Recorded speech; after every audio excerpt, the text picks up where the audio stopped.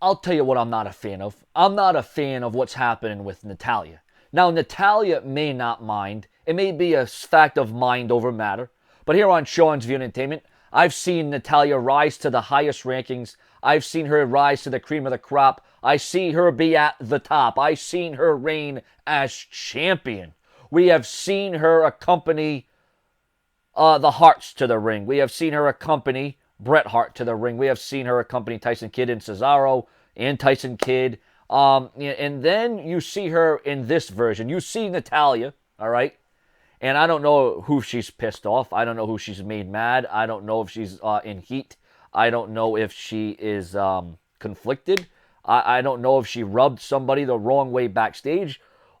But Natalya, in my opinion, okay, and this is just my opinion, is being treated like a jobber.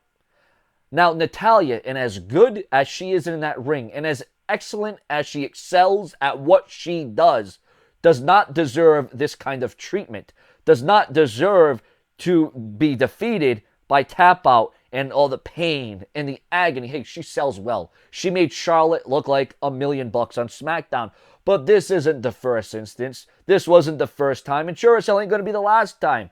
This is kind of like what they do with Alicia Fox, only I think it's even worse with Natalya. Knowing Natalya's heritage, knowing her family, knowing her history, knowing her backing, knowing her bloodlines, and they have Natalya continuously tap out, knockout, pinfall, submission. I just don't understand how Natalya can keep going in that direction.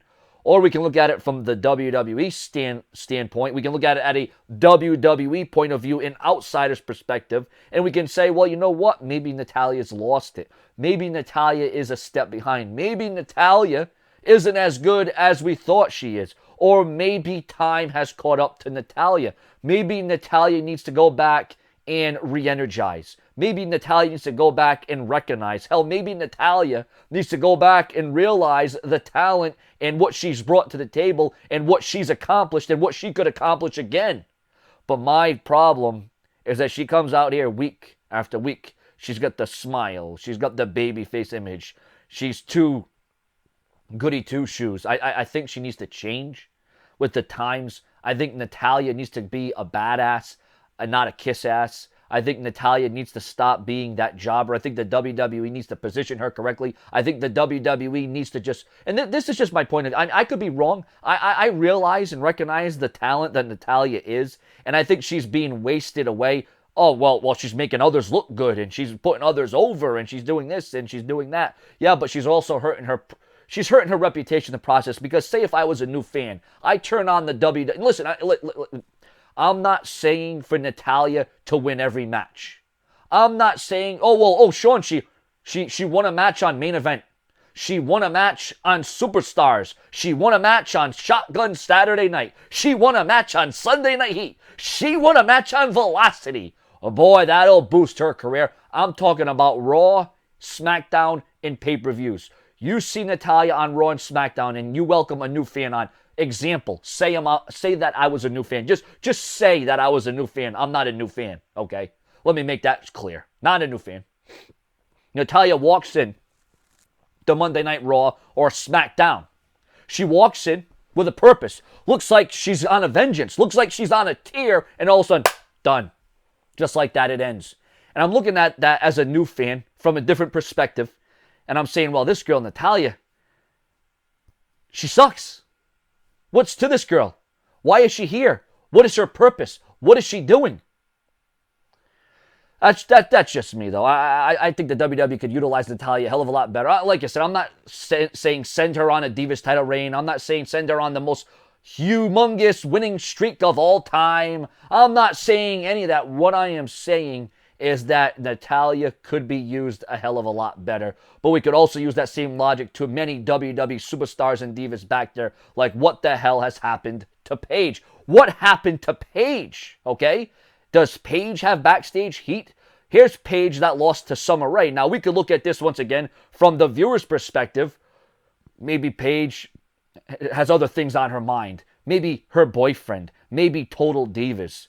But then you look at it from the perspective of, well, a newer fan. Well, I look at this page and I see this Summer Rae, and I'm looking up Summer Rae, and I'm looking at all the matches she's had, and she hasn't won a whole bunch, and she really isn't phenomenal in the ring. But yet she defeated Paige. Did Paige have an injury?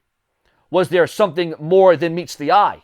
What is going on with Paige and Natalya?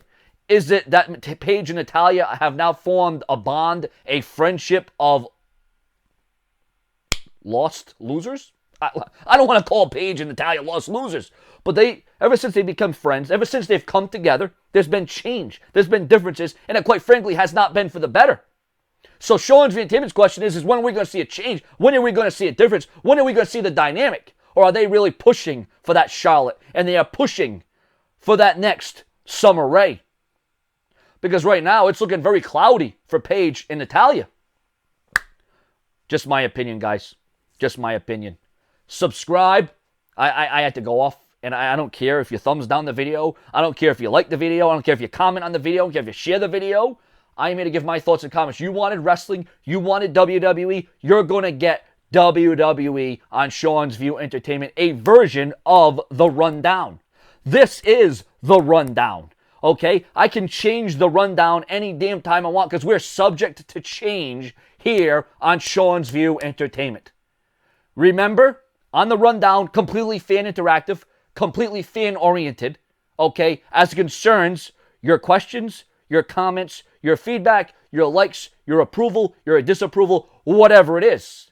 We're going to cover the top moments, the top matches, the top mic work, the feels of the week, the winners of the week, the champions of the week, the diva of the week, the superstar of the week. Remember, we run The Rundown in 2 or 3 different parts. It could even expand to 4. Subscribe.